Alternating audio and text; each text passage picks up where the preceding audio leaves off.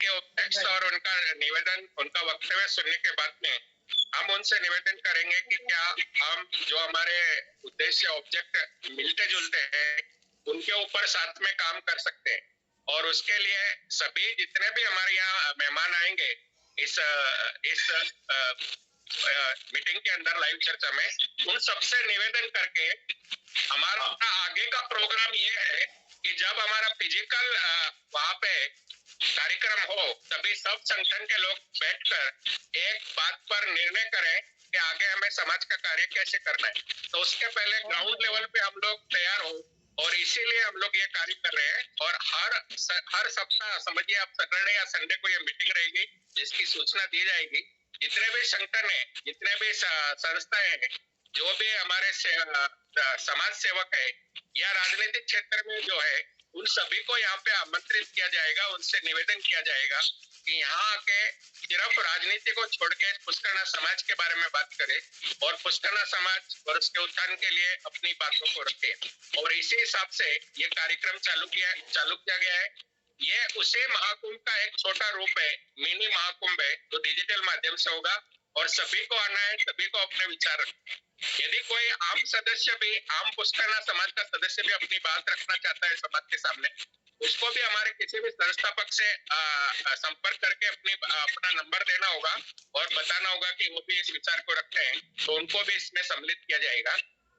मैं निवेदन करूंगा, हमारे 2 वरिष्ठ सदस्य जुड़े हुए हैं, वो अपनी बात को रखेंगे। तब तक हमारे साथ में प्रकाश जी जुड़ रहे हैं। मैं निवेदन करूंगा श्री रामकिशन जी चांडा से संगठन और आज का जो मीटिंग रखा है उसके बारे में अपनी बात रखें। श्री रामकिशन जी चांडा।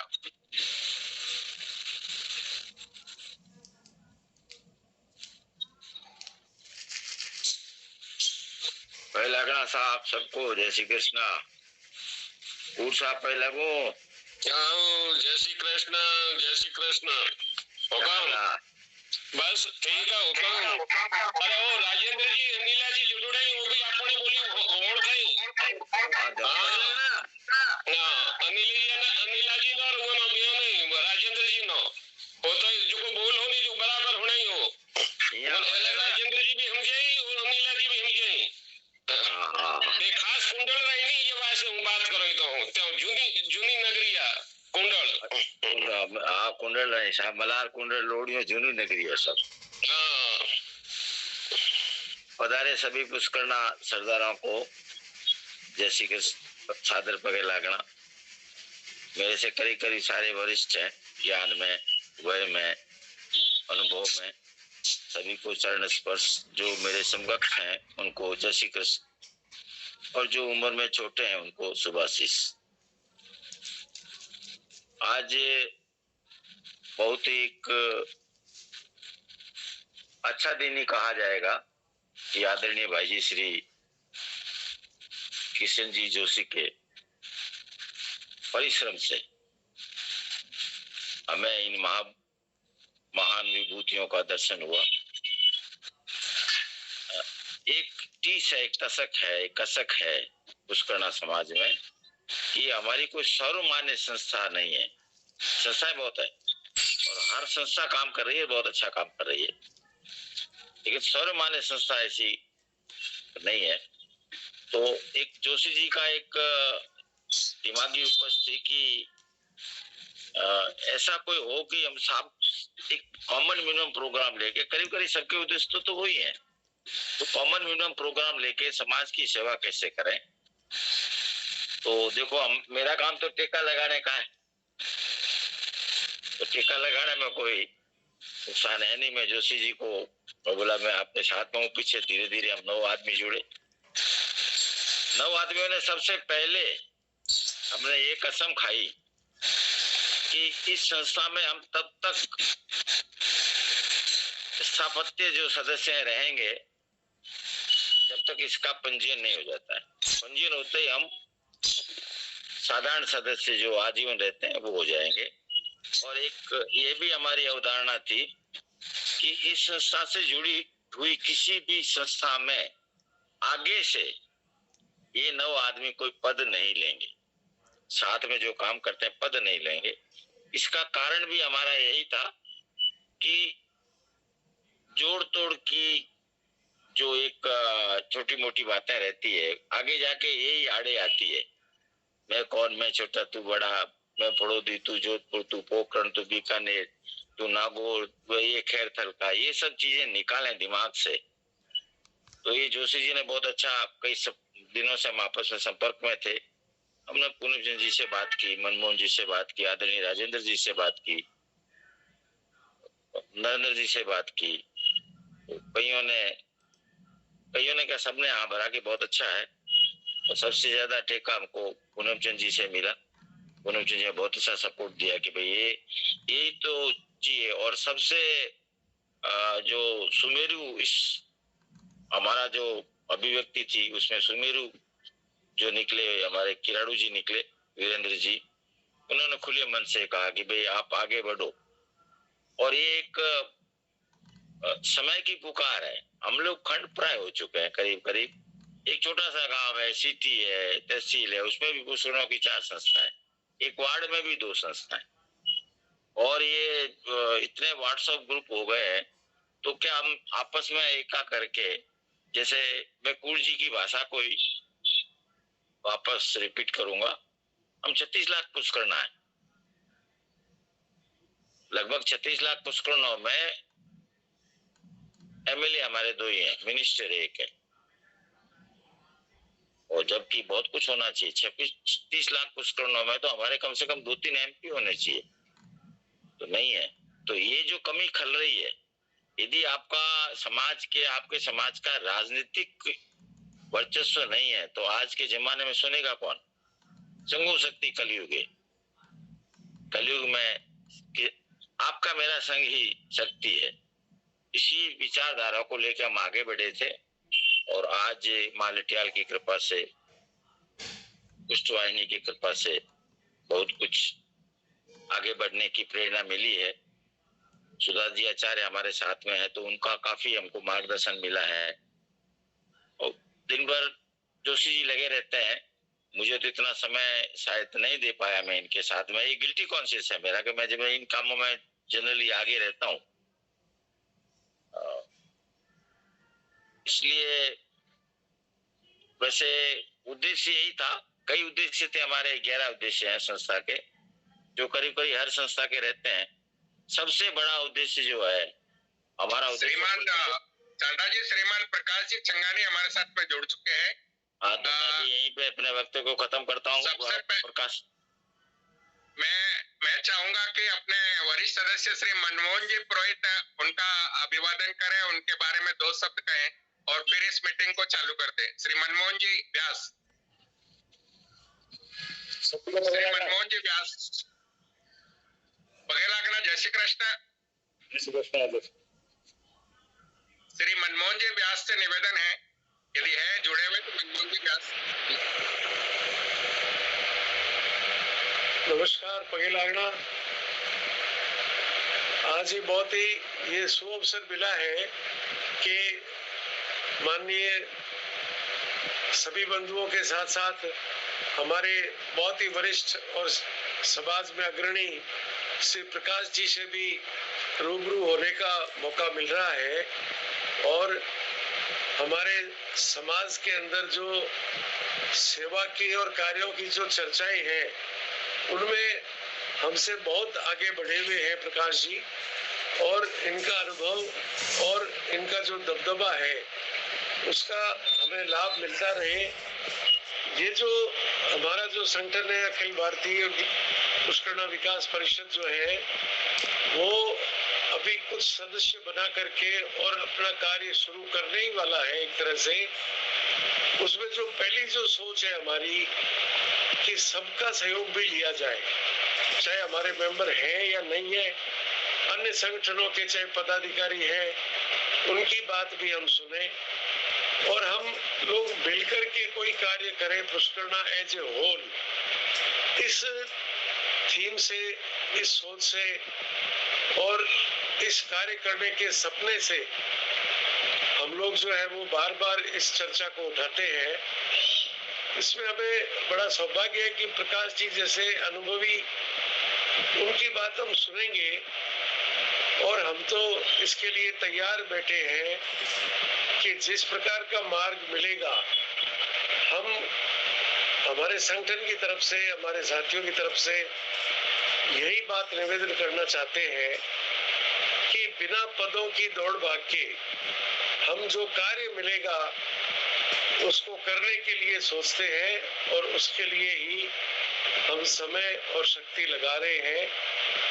और ऐसी आशा है कि क्यों नहीं हम जो है वो एक दूसरे के अनुभव का लाभ लेवें और जो स्थिति हमारी होनी चाहिए हम उसके तक पहुंचे। मुख्य बात हमारी यही है। और अब चूंकि प्रकाश जी साहब आ चुके हैं और हम चाहते हैं कि ज्यादा से ज्यादा उनकी पहली बातें सुन करके और फिर जिस भाई को जो निवेदन करना होगा उसको और समय मिल जाएगा, ऐसी हम आशा रखते हैं। आप सभी का बहुत बहुत अभिवादन, आपका स्वागत। और पुनः एक बार हम प्रकाश जी का आभार प्रकट करते हैं कि आपने हमारे निवेदन को महत्व देकर के और समाज हित में सभी भाइयों को अपनी बात बताने का ये अवसर प्राप्त किया है। और हम इसके लिए इसलिए आभारी है कि कर रही है कि हम महानुभावों की बात ज्यादा सुने और फिर आगे बढ़े। धन्यवाद। जय पुष्करणा, जय मां उष्टवाहिनी। बहुत बहुत धन्यवाद मनमोहन जी। मैं निवेदन करना चाहूंगा हमारे संस्थापक सदस्य श्री राजेंद्र जी पुरोहित से कि आप श्री प्रकाश जी छंगानी को आमंत्रित करें। आज वो मुख्य वक्ता है और वो अपनी बात को रखें। श्री राजेंद्र जी पुरोहित।